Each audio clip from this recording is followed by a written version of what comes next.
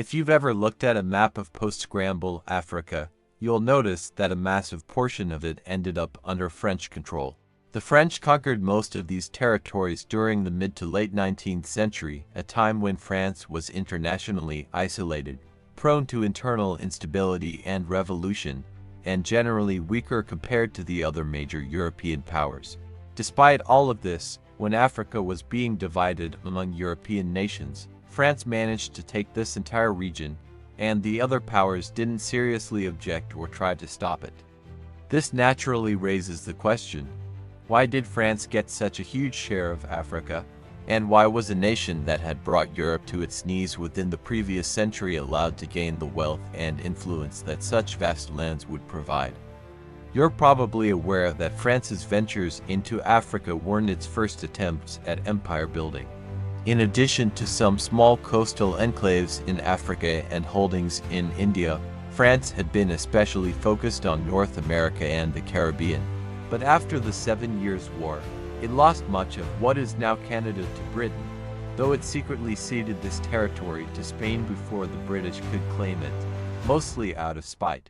Napoleon briefly regained the land, only to sell it to the United States, just in time to watch Haiti break away. Napoleon preferred to keep his conquests within Europe, which led to widespread resistance. And as you know, he eventually lost, was overthrown, came back, lost again, and was shipped off to St. Helena, where he remained for the rest of his life. Needless to say, the whole business of conquering neighbors, redrawing borders, and forcing elites to flee or accept new political systems didn't make France very popular in Europe. Even after Napoleon was replaced by a restored Bourbon monarchy and some territories were returned to France, its neighbors remembered very well how dangerous France could become under the right circumstances. As a result, in the years following Napoleon's downfall, France was routinely sidelined. And when it did take part in European affairs, the other powers made sure it didn't gain too much. This semi-united stance didn't last forever. France soon realized that as long as it framed its military interventions as actions taken for some obvious common good, no one would seriously try to stop them. For example, when France began its conquest of Algeria, the official justification wasn't empire building, it was ending the slave trade and local piracy. And to be fair, France did put a stop to both.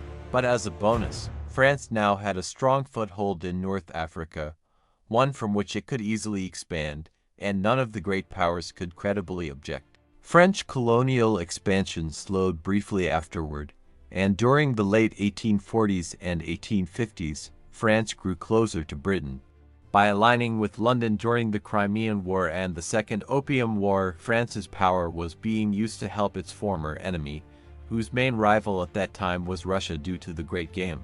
With Britain no longer threatened by French growth, France resumed empire building under its new ruler, Emperor Napoleon III.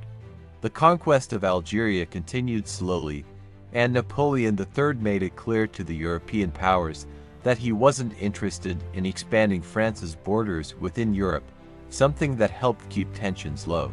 Meanwhile, he began the conquest of Vietnam, which would eventually form part of French Indochina. The motivations were similar to those of other European empires. Access to resources France didn't have at home. No populations to tax and conscript, guaranteed markets for French exports. And in Vietnam's case, a permanent East Asian presence that offered strategic access to China. Religion also played a role. Britain and the Netherlands were spreading Protestantism, Russia Eastern Orthodoxy. Spain and Portugal were Catholic but weak, so France saw itself as the champion of global Catholic influence, whether the locals wanted it or not. Napoleon III made a couple of attempts to expand France at Belgium and Luxembourg's expense, but French territorial gains within Europe actually came through Sardinia. After helping Sardinia defeat Austria, the Sardinians handed over land to France in 1860, supposedly through a referendum. Britain didn't buy this story, and the two nations fell out as a result. Then came a series of disasters for France. Its attempt to establish a puppet government in Mexico failed and strained relations with the United States. Soon after, a dispute involving a Prussian candidate for the Spanish throne provoked France into declaring war on the North German Confederation and its allies. As you know, France was crushed, Napoleon III was deposed, a republic was declared, and Germany unified. Following this defeat, France again found itself isolated, thanks largely to Bismarck's diplomatic strategies. The new French leadership had one overwhelming goal: restore France's international prestige, which had been severely damaged. France was now considered only the fourth strongest European power, unacceptable in Paris, and the clearest path to regaining status was through colonial expansion. Since most of the world had already been claimed by other European empires, France would have needed to fight for new colonies, something it wanted to avoid. Thus, Africa became the obvious choice. France already had land there, and most of the continent was still technically up for grabs. Not everyone in France supported this. President Jules Grevy, who led much of the 1880s, strongly opposed colonialism. But the real political power lay with the prime ministers and ministers beneath them, who, along with the French military, were firmly in favor of imperialism. And eventually, a rematch with Germany. Against Grevy's wishes, France pushed deep into Africa, and by the mid-1880s it had seized vast territories. This rapid growth created overlapping claims and the risk of war, prompting German Chancellor Otto von Bismarck, Europe's undefeated champion of strategic smiling, to call the Berlin Conference of 1884, not to be confused with the 1878 Congress of Berlin. That one was about figuring out what exactly to do with Bulgaria. The conference aimed to set the rules for the scramble for Africa, preventing European bloodshed, not African. Contrary to popular myth, the conference did not divide up the map with neat borders.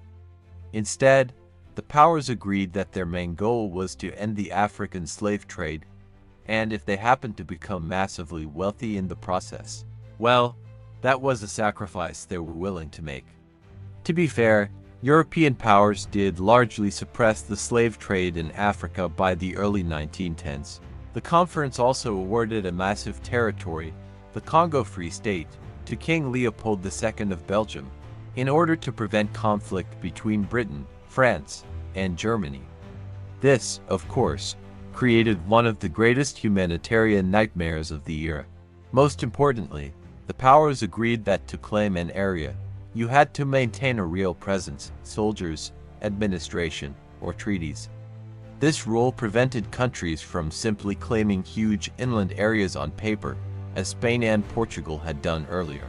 In practice, however, it priced out smaller countries and empires focused on land warfare, leaving the real competition to the major industrial powers.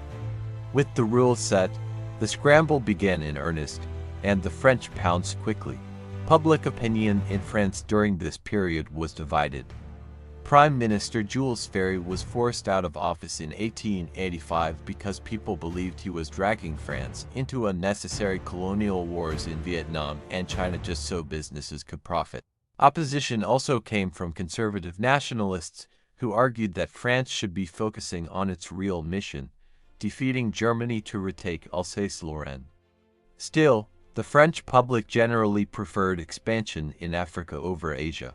Africans were portrayed as enslaved, oppressed, or in need of religious salvation, and military campaigns were often shorter and simpler, which made the ventures easier to justify. France also wanted a visually impressive empire.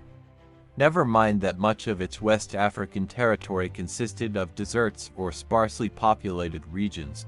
They looked massive on a map, and that mattered for national pride. By 1914, France controlled nearly all of these territories. And when France finally got the war with Germany that many had anticipated, it conscripted large numbers of colonial troops to fight. After the Central Powers were defeated, Germany lost its African colonies as well, with some transferred to France, expanding its already huge empire. France maintained most of these territories until the 1960s, when, like Britain, its colonial empire rapidly collapsed. If you enjoyed the video, don't forget to hit the like button. If you like this kind of content, make sure to subscribe. Stay with love. Goodbye.